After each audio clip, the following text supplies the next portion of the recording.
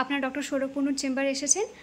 আপনারা কি সমস্যা নিয়ে এসেছিলেন একটু বলবেন? আমি 6 তারিখে ডাক্তার কুন্ডুর আন্ডারে কমলা রয় হসপিটালে সিভিয়ার ফিভার নিয়ে ভর্তি হয়েছিলাম। 104 জ্বর। সেই জ্বরটা প্রথম 3-4 দিন এতটাই গরম থাকাকালীনও আমি 3টে কম্বল গায়ে দিয়েছিলাম, তাতেও আমার টেম্পারেচার 3-4 ঘন্টার বেশি কমতো না, সেটা কমলেও 99-এ নামতো।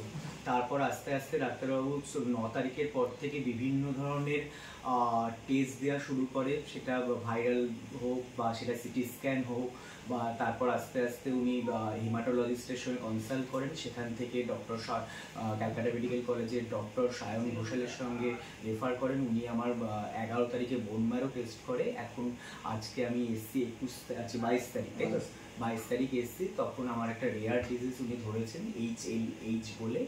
এখন আমি স্টেরয়েড চলছে, ডাক্তারবাবু আমাকে 40 দিনের একটা স্টেরয়েডের কোর্স দিয়েছে। এবার 1 মাস পরে ভিজিট করতে হবে। আচ্ছা, আপনার জ্বরটা কতদিন ছিল?